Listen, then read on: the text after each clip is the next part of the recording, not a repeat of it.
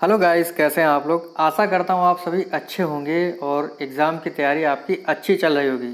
देखिए, सीटेट का एग्ज़ाम देने जा रहे हैं तो आपके अंदर पॉजिटिविटी भरी होनी चाहिए। अगर आप पॉजिटिव साइन लेके जाएंगे एग्ज़ाम देने तो आप एग्ज़ाम में अच्छा करके आएंगे। ठीक है, तो शुरू करते हैं आज का अपना टॉपिक, जो कि गद्यांश और पद्यांश का है। हिंदी का टॉपिक है।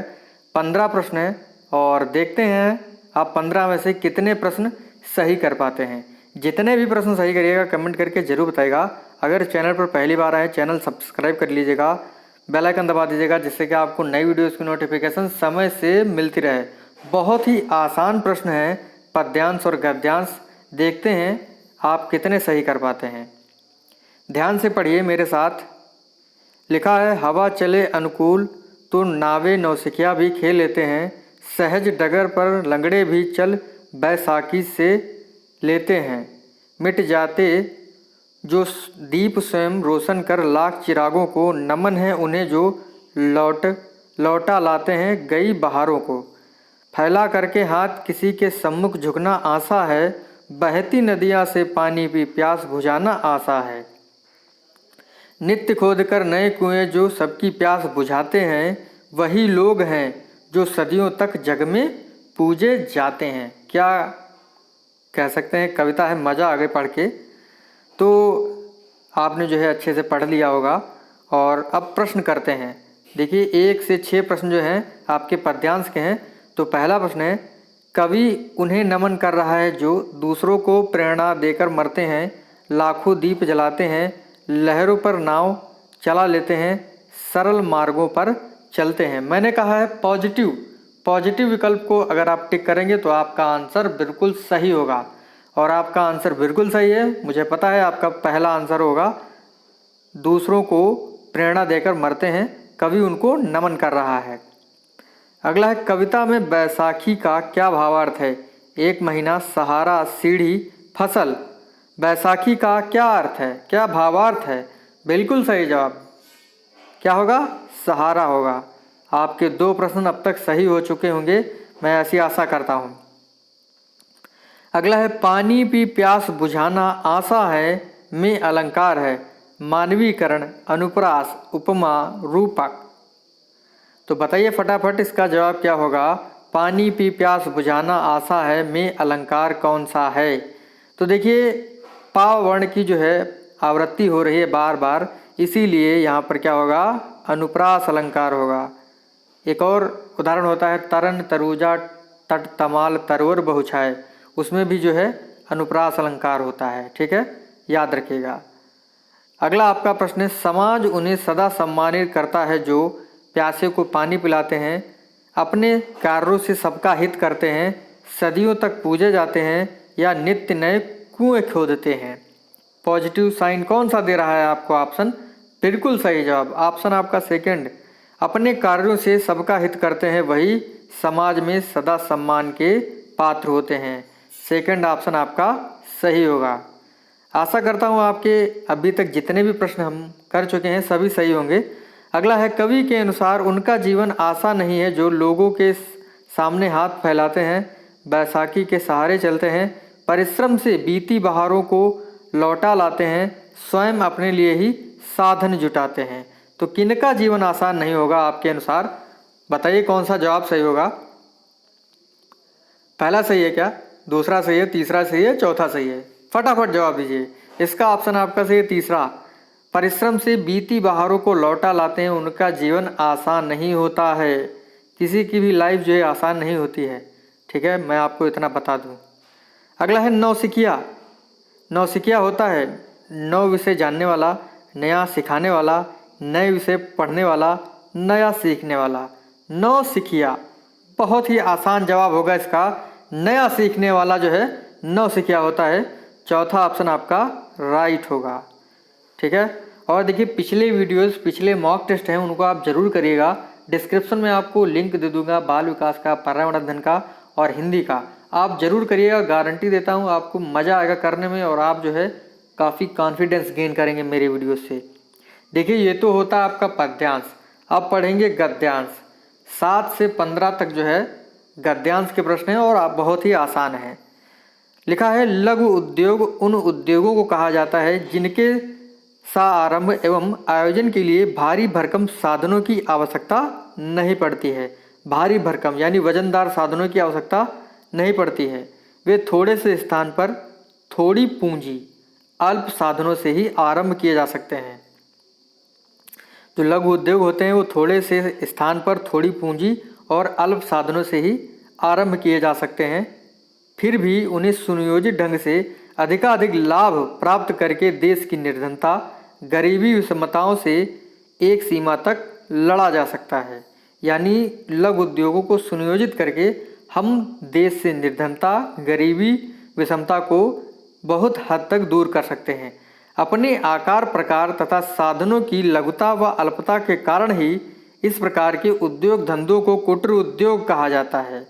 क्या लिखा है? अपने आकार, प्रकार तथा साधनों की लघुता व अल्पता के कारण ही इस प्रकार के उद्योग धंधों को कुटीर उद्योग भी कहा जाता है। इस प्रकार के उद्योग धंधे अपने घरों में ही आरंभ किए जा सकते हैं और अपने सीमित साधनों का सदुपयोग करके आर्थिक लाभ कमाया जा सकता है और सुखी समृद्ध बनाया जा सकता है। अगला है भारत जैसे देश के लिए तो इस प्रकार के उद्योगों का महत्व और भी बढ़ जाता है, क्योंकि यहाँ युवाओं की एक बहुत बड़ी संख्या बेरोजगार है। इसी कारण गांधी जी ने मशीनीकरण का विरोध किया था। उनकी यह स्पष्ट धारणा थी कि लघु उद्योगों को प्रश्रय देने से लोग स्वावलंबी बनेंगे। मजदूर किसान फसलों की बुआई कटाई से फुर्सत पाकर अपने खाली समय का सदुपयोग करेंगे।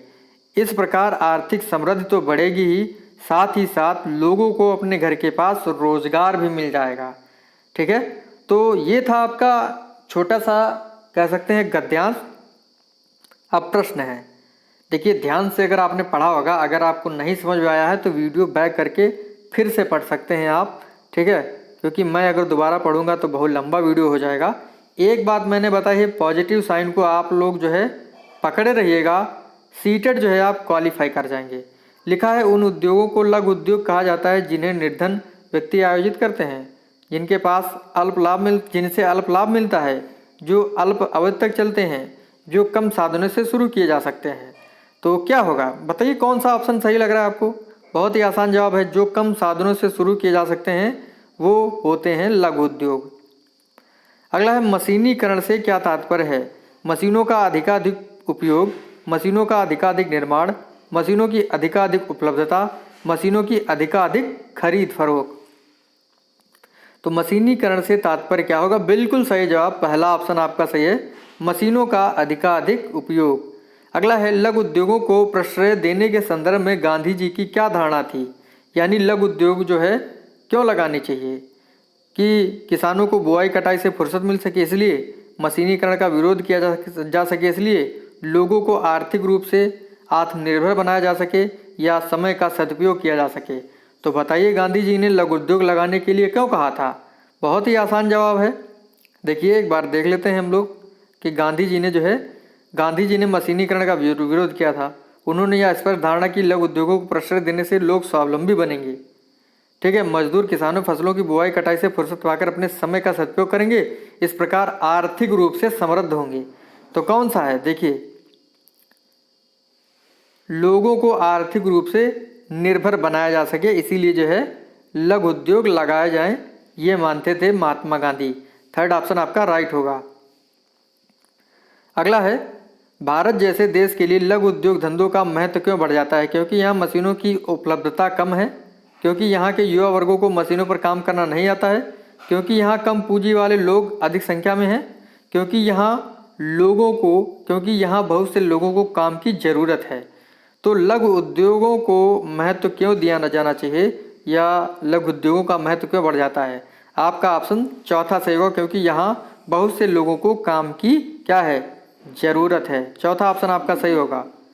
अगला बहुत ही आसान प्रश्न है, विषमता का विपरीत अर्थ है, यानी विलोम होगा, सामान्यतया, समानता, असमानता, प्रतिकूलता। तो बिल्कुल आसान सा जवाब है समानता होगा, ऑप्शन आपका सेकंड सही है। ठीक है, अगला जो प्रश्न है समृद्ध भाव में है। समृद्ध का क्या भाव है? समर्थन होने का, खुशहाल होने का, रोजगार होने का, धनी होने का। समृद्ध शब्द में भाव किसका है? फटाफट बताइए इसका जवाब क्या होगा। तो इसका ऑप्शन आपका होगा धनी होने का। ठीक है, चौथा ऑप्शन आपका सही है। अगला प्रश्न है, अल्पता शब्द है कैसा है? देशज है, तत्सम है, विदेशी है, तद्भव है। अल्पता अल्पता अल्पता का अर्थ होता है कमी। ठीक है, तो अल्पता जो है ये है आपका तत्सम शब्द। ठीक है, सेकंड ऑप्शन आपका राइट होगा। अगला प्रश्न है, कौन सा युग्म जो है भिन्न है? भारी भरकम, माता पिता, पशु पक्षी या दिन रात? तो बताइए फटाफट कौन सा जवाब जो है आपका होगा इसका। देखिए भारी भरकम जो है वो समानार्थी है, भारी भी है और भरकम भी है, तो दोनों जो है वजनदार हैं। तो इसके लिए जो आपका पहला ऑप्शन होगा माता पिता उल्टा है, पशु पक्षी जो है विलोम शब्द है, दिन रात विलोम शब्द है। ठीक है, अगला आपका प्रश्न है, गद्यांश के अनुसार प्रश्रय शब्द का भाव होगा नियुक्ति करना, स्वीकृत देना, अनुमोदन करना, संरक्षण करना। तो इसका जवाब होगा संरक्षण करना। चौथा ऑप्शन आपका राइट होगा। आई थिंक आपके सभी प्रश्न सही होंगे, 15 में से 15 ही, ऐसी मैं आशा करता हूं। और अगर आपके 14 भी सही हो रहे हैं तो भी कोई दिक्कत नहीं है। और सीटेट का हिंदी का पेपर तो बहुत ही आसान आता है और 25 अंक तो ले ही सकते हैं आराम से। तो 15 में से जितने भी प्रश्न आप सही करें हैं कमेंट करके जरूर बताएगा। मिलते हैं आपसे अगली वीडियो में। थैंक यू फ्रेंड, धन्यवाद।